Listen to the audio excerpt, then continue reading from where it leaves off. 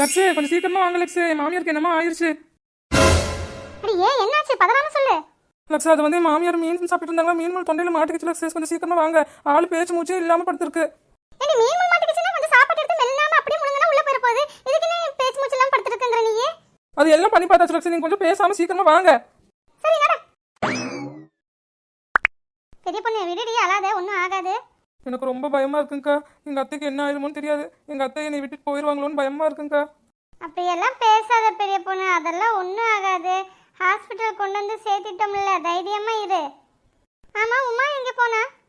அவ பெரிய பொண்ணு வீட்டுக்காரருக்கு விஷயத்த சொல்லிட்டு வரேன்னு சொல்லி ஃபோன் பண்ண போயிருக்கா சரசு. ஆமா என்னதான் ஆச்சு பெரிய பொண்ணு, எப்படி இப்படி ஆனாங்க? நாங்கள் வந்து பார்க்குறப்ப பேச்சும் இல்லை மூச்சும் இல்லை அப்படி கிளந்துட்டு இருந்தாங்க. என்ன ஆச்சுன்னு சொல்லு. நீயும் அழுதுகிட்டே இருக்க, முள்ளு மாட்டுச்சுன்னு சொல்கிற. ஒரு சின்ன முள்ளு மாட்டினதுக்கு இப்படியே ஆவாங்க? தா உமா வந்துட்டாளே, அட கூட சத்தியும் வந்தாச்சு. அம்மாக்கு என்னாச்சு பெரிய பொண்ணு? உமா கால் பண்ண உடனே நான் உடனே ஓடி வந்துட்டேன், ஒரு நிமிஷம் கூட நிக்கல. எனக்கு வர்ற வழியெல்லாம் என்னென்னமோ நினைப்பு வருது பெரிய பொண்ணு, என்னாச்சு சொல்லு. எங்க அது வந்து அத்தை மீன் சாப்பிட்டாங்க, மீன் முள்ளு தொண்டையில மாட்டிக்கிச்சுங்க. என்ன உமா, நீ வந்து சக்திக்கு ஃபோன் பண்ணிட்டு வரந்தானே சொன்னேன், அதுக்குள்ள சக்தியை கூட்டிட்டே வந்துட்டேன். ஆமாங்கா, அந்த அண்ணனுக்கு நம்ம எங்க இருக்கோம்னு தெரியாது இல்லையா, அதனால அந்த அண்ணன் தான் சொன்னாங்க அப்படியே ஹாஸ்பிட்டல் வெளியவே நில்லுவோம்மா, நான் ஒரு 5 நிமிஷத்துல வந்துடுறேன் அப்படின்னு சொன்னாங்க. சரி நானும் வெளியவே நின்று கையோட அந்த அண்ணனை இங்கே கூட்டிகிட்டே வந்துட்டேங்க்கா. பின்ன பாவம் அவரே டென்ஷனில் இருப்பார், வந்தது வராதமா நம்ம எங்கே இருக்கோம் ஏது இருக்கோன்னு சொல்லி தொலாவிட்டு இருப்பாருன்னு சொல்லி தான் நானே நின்று கூட்டிகிட்டு வந்துட்டேங்க்கா. நல்ல காரியம் பண்ணுவோம்மா. ஏப்பா சக்தி அழாதப்பா, என்னப்பா பையன் நீயே தைரியமா இருக்க வேண்டியவன் இப்படி அலறியே. ஆம்பளை பையன் அழலாமா?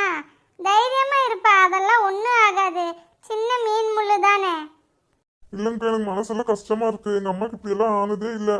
அதான் என்னாச்சோ ஏதாச்சோ ஒரு மாதிரி மனசெல்லாம் கிடந்து அடிச்சுக்குதுங்கக்கா. அதெல்லாம் ஒன்றும் ஆகாதுங்க தம்பி, நீங்க வேற சும்மா பயந்துட்டு கவலைப்பட்டு இருக்காதீங்க, எல்லாம் சரியாயிரும். இங்கே தான் டாக்டர்ஸ் அதான் உள்ள பார்த்துட்டு தானே இருக்காங்க. பெரிய பொண்ணு என்னதாண்டி ஆச்சு, நீயாவது சொல்லேண்டி. நாங்களும் அதைத்தான் அப்படியே இருந்து கேட்டுட்டு இருக்கோம். அவ அழுகிறது அழுதுட்டே இருக்கா தவிர என்ன நடந்துச்சுன்னு சொல்ல மாட்டேங்கிறா. ஃபர்ஸ்ட் நீ என்ன நடந்துச்சுன்னு சொல்லி பெரிய பொண்ணு, அழுகை நிப்பாட்டு என்ன ஆச்சு ஏதாச்சுன்னு சொல்லி சொன்னாதானே தெரியும். நீ பாட்டுக்கு சும்மா அழுதுட்டே இருக்க. நல்லா தானே இருக்காங்க அவங்க, அவங்களுக்கு என்ன ஆச்சு நீ முதல்ல சொல்லு. அக்கா அது வந்து ஏமா நீ வந்து பொந்துன்னு சும்மா கதையை இழுத்துட்டு இருக்காதம்மா, என்னதாம்மா நடந்துச்சு வாயை திறந்து சொல்லு. சும்மா வந்து பொந்துன்னு வந்ததுல இருந்து இதையவே சொல்லிட்டு இருக்கா, கேட்டு கேட்டு காது வலிக்குதுப்பா. இல்லங்கா, நான் நடந்தது சொன்ன போலீஸ் என்ன புடிச்சிட்டு போயிடுவாங்களோன்னு பயமா இருக்குங்கக்கா. அடிப்பாவி, நினைச்சேன் இவதான் மாமியார் ஏதாவது வேணும்னே பண்ணிருப்பான்னு. அதே மாதிரியே இவ சொல்லிட்டு இருக்கா, என்னதான் சொல்றான்னு பாப்போம். ஏன் பெரிய பொண்ணு, போலீஸ் கூட்டிட்டு போயிடுவாங்கன்னு பயமா இருக்குங்கிறியே, அப்ப நீ உன் மாமியார் ஏதாவது பண்ணிட்டியா? ஐயோ அப்படியெல்லாம் சொல்லிடாதீங்கக்கா, நான் என் மாமியாரை ஒண்ணுமே பண்ணலங்கக்கா. உங்களுக்கே நான் சொல்றதை பார்த்தா இப்படி தோணுது பாத்தீங்களா? அப்ப போலீஸ் விசாரிக்க வந்தேன்னா அவங்களுக்கும் அப்படித்தானே தோணும். என்னை பிடிச்சி ஜெயில போட்டுட்டாங்கன்னா நான் என்ன பண்ணுவேன்? ஐயோ எனக்கு பயமா இருக்கே. அப்ப என்னதான் ஆச்சுன்னு சொல்லி தொலையண்டி. பெரிய பொண்ணு இப்ப நீ சொல்லல, நானே போலீஸ்க்கு ஃபோன் பண்ணிடுவேன் பாத்துக்கோ. என்னடி பண்ண என் அம்மாவை, என்ன ஆச்சுன்னு சொல்லு. சொல்றேங்க, நான் மீன் வறுத்துட்டு இருந்தேனா, வாழ் மீனுக்கு விளங்க மீனுக்கு கல்யாணம், அங்க பொண்ணாக்க நீ கூட்டமெல்லாம் ஊர்வலம், நடுக்கடலில் நடக்குதையா திருமணம். ஓ ஓ கல்யாணமா கல்யாணம் கல்யாணமா கல்யாணம் கல்யாணமா கல்யாணம் கல்யாணமா கல்யாணம். அடட என்ன அருமையா மீன் பொரிஞ்சிட்டு இருக்கு, பார்க்கவே எப்படி எடுத்து சாப்பிடணும்னு இருக்கு. இவ்வளோ நேரம் மீனை வாங்கி கழுவி சோறு குழம்பு வச்சு மீனை பொரிக்கவே மணி 4:30 ஆயிடுச்சு. இதுக்கு மேலே தான் மதியான சாப்பாடையே சாப்பிடணும். நமக்கெல்லாம் என்னைக்காவது ஒரு நாள் கறிமீன் எடுத்து சுத்தம் பண்ணி சமைச்சு சாப்பிட்றதுக்கே இவ்வளோ கஷ்டமாக இருக்குது, இவ்வளோ நேரம் ஆயிடுது. இந்த லட்சத்தில் டெய்லி கறிமீன் எடுக்கிறவங்க எப்படி தான் சுத்தம் செஞ்சு எப்போ சமைச்சு எப்போ தான் சாப்பிட்றாங்களோ அந்த கடவுளுக்கு தான் வெளிச்சம். பெரிய பொண்ணு வாங்கத்த உட்காருங்க, சாப்பாடுலாம் ரெடியாக இருக்குது. கொஞ்சம் நேரம் பொறுத்தீங்கன்னா அதை மீன் பொரிஞ்சிட்டு இருக்கு, மீனையும் பொரிச்சு கொடுத்துட்றேன். இருக்கட்டும் முல்லை பொறி, மீன் நல்ல மீனா இருக்கும் போலயே, வாசனை நல்லா இருக்கு. என் பேத்தி வந்துடட்டும், அவ கூட உட்காந்தே நான் சாப்பிட்டுக்கிறேன்.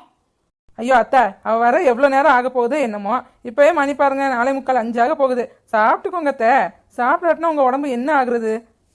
வேணாண்டி, இருக்கட்டும்டி, நான் இப்போதானே தூங்கி எழுந்துச்சு வரேன், அதனால கொஞ்சம் பொறுமையாகவே சாப்பிட்டுக்கிறேன். அது மட்டும் இல்லாமல் மதியானமே நீ காலையில் செஞ்சு வச்ச சோறு குழம்பு கூட்டு பொரியல் அத்தனையும் போட்டு ஒரு பெசஞ்சு தின்னு போட்டு தானே தூங்கினேன், அதனால நல்ல ஒரு தூக்கண்டி. இப்போ மீனை மட்டும் கொடு, மீனை மட்டும் இப்போ சாப்பிட்டுக்கிறேன்.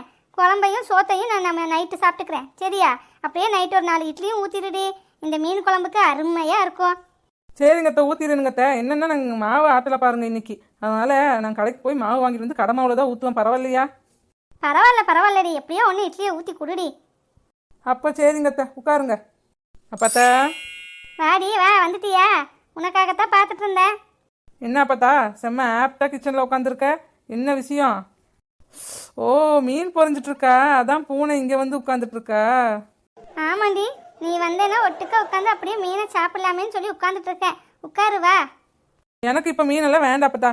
ஏன்னா நான் இப்போ தான் ஜூஸ் குடிச்சிட்டு வந்தேன். வர்ற வழியில் நாங்கள் எல்லாருமே சேர்ந்து ஜூஸ் குடிச்சிட்டு வந்தோமா, அதனால வயிறு எனக்கு ஃபுல்லாக இருக்குது. எனக்கு வேண்டாம், நீ வேணா சாப்பிடு, நான் வேணா உனக்கு சும்மா கூட துணைக்கு உட்காடுறேன். இந்தாங்கத்த, சாப்பாடும் மீனும் சாப்பிடுங்க. ஏண்டி, எனக்கு தான் சோறு வேணான்னு சொன்னேன்லடி, பின்ன என்னத்துக்கு எனக்கு போட்டு வந்து தார நீ? இல்லைங்கத்த, நைட்டு இட்லி தான் கேட்டீங்க, பின்ன நைட்டு சாப்பாடே சாப்பிட மாட்டீங்கல்ல. இப்போ தூங்கி எழுந்துச்சனால நல்லா பசி எடுக்கும், அதனால கொஞ்சமாக தான் சோத்தை வச்சுருக்கேன். சாப்பிடுங்க சாப்பாடும். நான் இன்னும் மீன் பொரிச்சிட்டு வந்து தரேன், முள்ள உட்காந்து பொறுமையாக சாப்பிடுங்க. சரி கொடு, நீ என்ற சொல் பேச்ச கேட்கவே மாட்டேன். பரவாயில்ல கொடு, சாப்பாட்டை சாப்பிட்டுட்டே மீனையும் சாப்பிட்றேன். கண்ணு, சோறும் குழம்பு அருமையாக இருக்குது சாமி. நீ வேணா கொஞ்சம் சாப்பிடு. உங்கள் அம்மா ஏதோ சரியாக செய்கிறாளே இல்லையோ, இந்த சோத்தையும் குழம்பையும் ஏதோ ஓரளவு சரியாக வச்சிடுறா. என்னைக்கு இல்லாத திருநாள இன்னைக்கு என்னமோ குழம்பு அருமையாக இருக்குடி, கொஞ்சம் சாப்பிட்டு பாரு. நீ சாப்பிடு அப்பத்தா, நான் சாப்பிடாம எங்கே போயிட போகிறேன்? நீ முதல்ல சாப்பிடு, நீ சாப்பிட்டாதான் நல்லா இருக்க முடியும். இந்தாங்க அத்தை, அடுத்த ரவுண்டு மீன் வந்துருச்சு, சாப்பிடுங்க. நீயும் சாப்பிடுடி, சாப்பிட்டுட்டு அதுக்கப்புறமா மீதி உள்ளதை பொரிச்சு வை. இல்லாட்டினா சத்தி வரட்டும், சத்தி வரப்போ உனக்கு சூடாக பொரிச்சு கொடு, அப்போ தான் நல்லாயிருக்கும். இல்லைங்கத்த, இப்போ நான் எனக்கும் கொஞ்சம் பொரிச்சுக்கிட்டேன்னா அவருக்கு பின்ன நைட்டு வந்தான்னா அவருக்கு பொரிச்சு தரதுக்கு எடுத்து வச்சிருக்கேன். அவர் வந்ததுக்கப்புறம் அவருக்கு ஃப்ரெஷ்ஷாகவே பொரிச்சு தரேன். இப்போ சின்ன பொண்ணு நீங்களாம் சாப்பிடுங்க. சின்ன பொண்ணு நீயும் 2 மீன் எடுத்து சாப்பிட்றீ. சாப்பிட்றேம்மா, இப்போ தானே வந்தேன், இன்னும் கை கால் மூஞ்சி கூட கழுவலை, அதெல்லாம் கழுவிட்டு வந்து சாப்பிட்றேன். அது வரைக்கும் கொஞ்சம் நேரம் பாட்டி கூட உட்காந்துருக்கேன். என் அப்பத்தா சாப்பிட்ற அழகு அப்படியே பார்த்து ரசிச்சுக்கிட்டே உட்காந்துட்டு இருக்கேன். நீ சாப்பிடு அப்பத்தா, நீ சாப்பிடு. என்னடி, என்ன வேணும்? இம்பிட்டு ஐஸை வச்சுட்டு இங்கே உட்காந்துட்டு இருக்கேன். அப்பத்தாக்க பின்ன சளி பிடிச்சிக்க போகுதுடி, ரொம்ப ஐஸை வைக்காத.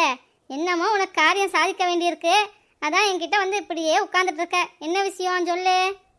ஓ, கண்டுபிடிச்சிட்டியா? சரி, உன் சுருப்பையில எம்பிட்டு காசு வச்சிருக்க? எம்பிட்டு இருந்தா உனக்கு என்னடி? உனக்கு எவ்வளோ வேணும் அதை கேளு. எனக்கு ஒரு 200 ரூபா இருந்தா தாயேன். ஏண்டி, உனக்கு என்னத்துக்கு 200 ரூபா? அதான் உங்க அப்பா டெய்லி உனக்கு 100 ரூபா தராரு, பின்ன என்னத்துக்கு 200 ரூபா கேட்குற நீ? அதுவும் அப்பத்த கிட்ட போய் கேட்குற. அம்மா இங்க பாரு, இது பாட்டிக்கும் பேத்திக்கும் நடுவில் நடக்கிற விஷயம், நீ நடுவில் வராத. எதுக்கோ நான் கேஸ் கேட்பேன், உனக்கு என்ன? நீ உன்ற வேலையை மட்டும் போய் பாருப்போ. அத்தை இங்க பாருங்க, நீங்க இப்படியே இவ கேட்குறப்பெல்லாம் காசு கொடுத்து பழக்கி விட்டுறாதீங்க, பின்ன நாளைக்கு ரொம்ப கஷ்டமாயிரும். இங்க பாரு அப்பத்தா, அம்மா சொல்றதெல்லாம் கேட்காத நீயே. எனக்கு பாரு, அப்பத்துல 100 ரூபா பத்தவே மாட்டேங்குது தெரியுமா? நான் காலேஜ் கேன்டீனுக்கு போனால் என்கிட்ட எதுவும் வாங்கி சாப்பிடவே காசு இருக்க மாட்டேங்குது. எனக்கு ப்ராஜெக்ட் வேற பண்ண வேண்டியிருக்கு, அதுக்கு வந்து A4 ஷீட்டு, பின்ன பென்சிலு, கலர்ஸு, அது இதுன்னு நிறைய வாங்க வேண்டியிருக்கு. அதுக்கு தானே அப்பத்தா உங்ககிட்ட நான் காசு கேட்குறேன். பின்ன நான் ஏதாவது காசை வாங்கிட்டு போய் எங்கேயாவது ஊர் சுற்றிட்டா இருக்கேன்? நான் சும்மா என் தேவைக்காகத்தான் காசு கேட்குறேன். சரி விடு, நீ கொடுத்தா கொடுக்காட்டி போ. ஏய், நான் என்கிட்ட உனக்கு கொடுக்க மாட்டேன்னு சொன்னேன், நான் தரேன்டி. இரு, அப்பத்த இந்த மீன் எல்லாத்தையும் சாப்பிட்டுட்டு வந்து உனக்கு 200 ரூபா என்னடி 500 ரூபா தரேன், சரியா? 500 ரூபாயா? சூப்பர் சூப்பர், தேங்க்யூ அப்பத்தா. அப்போ சீக்கிரம் சீக்கிரம் சாப்பிடு, சீக்கிரமா சாப்பிடு.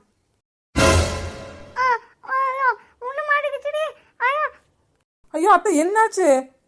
தொண்டையில முள்ளு மாட்டிக்கிச்சுடி, ஏதோ பண்ணுடி. அத்தை அத்தை இருங்க, பதறாதீங்க. முதல்ல ஒரு வாய் சாப்பாடு எடுத்து அப்படியே முழுங்குங்க.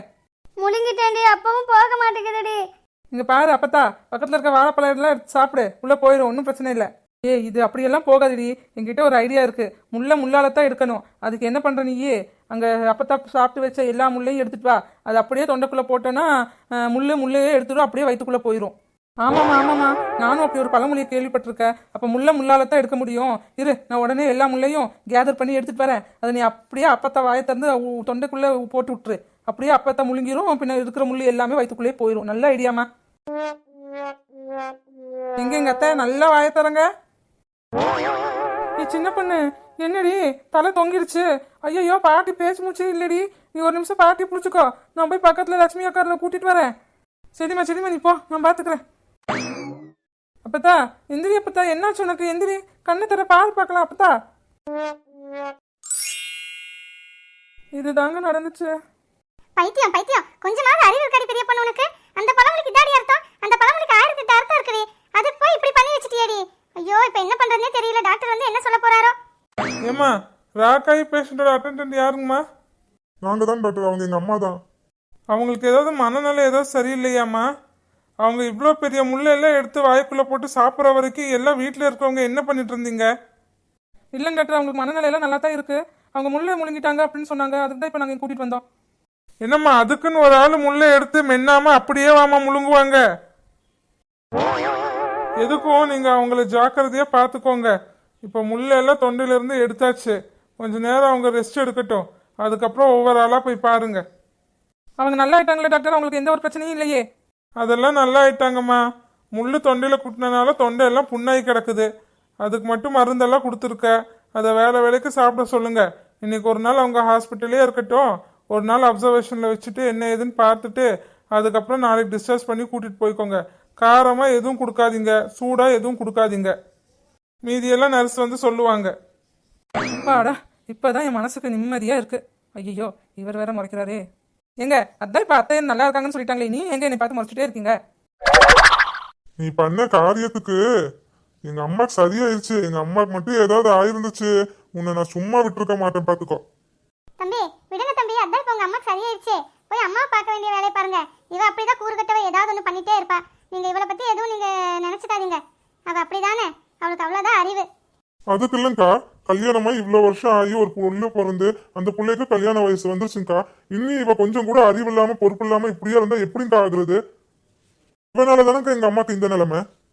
ஏப்பா சத்தி, பெரிய பொண்ணு என்ன வேணும் வேணும்னாப்பா பண்ணா? அவ உங்க அம்மா நல்லா சாப்பிட்டு தான் கஷ்டப்பட்டு மீனை வாங்கி எல்லாமே சுத்தம் பண்ணி உங்க அம்மாவுக்கு பிடிக்குமேன்னு எல்லாம் பொரிச்சு கொடுத்து அவங்க நல்லா இருக்குன்னு தானே அவன் நினைச்சா. அது என்னமோ ஒரு நேரம் சரியில்லை, அதனால என்னமோ ஒன்று ஒரு விபத்தா ஆயிடுச்சு.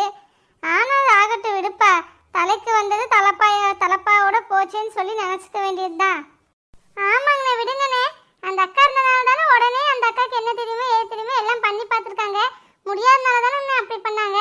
நான் உடனே ஹாஸ்பிட்டல் கூட்டிட்டு வந்து சேர்த்துட்டாங்கல்ல, அப்படியே விடலை இல்லை. போனா போட்டு விடுங்கண்ணே. நீங்க எல்லாரும் இவ்வளவு சொல்றதுனால இவ்வளவு நான் இப்ப சும்மா விட்டு போறேன். இனிமேல் ஏதாவது இப்படி நடந்துச்சு, நான் இவ்வளவு வீட்டை விட்டே வெளியே துரத்தி விட்டுருவேன். அப்புறம் மக்களே, உங்களுக்கு இந்த மாதிரி மீன் சாப்பிட்டு தொண்டையில் மீன் கொடுத்து அனுபவம் இருந்துச்சுன்னா இது கமெண்ட்ல சொல்லிட்டு போங்க. உங்களுக்கு வீடியோ பிடிச்சிருந்தா லைக் பண்ணுங்க, கமெண்ட் பண்ணுங்க, சப்ஸ்கிரைப் பண்ணுங்க. நீங்க லைக் கமெண்ட் சப்ஸ்கிரைப் பண்றதெல்லாம் ஃப்ரீ தான். ஆனால் எங்களுக்கு தான் அது கொஞ்சம் பூஸ்ட் மாதிரி இருக்கும். பூஸ்ட் குடிச்ச மாதிரி நல்ல டேஸ்டா இருக்கும். அடுத்தடுத்து வீடியோ போடுறதுக்கு நல்ல பிரிஸ்கா இருக்கும். அதனால தயவு செஞ்சு ஒரு லைக் கமெண்ட் அண்ட் சப்ஸ்கிரைப் பண்ணிப்போங்க. அதுக்கப்புறம் நம்ம சேனலில் இனிமேல் வீடியோ வந்துட்டு திங்கள் புதன் வெள்ளி இந்த மாதிரி 3 நாள் வரும். சனி ஞாயிறு நமக்கு லீவு. வீடியோ பிடிச்சிருந்தா கமெண்ட்ல ஒரு ஹார்ட்டினோ இல்லை ஸ்மைலி பொம்மையை போட்டுப்போங்க. நெக்ஸ்ட் மண்டே ஒரு வீடியோவில் பார்க்கலாம். பாய்.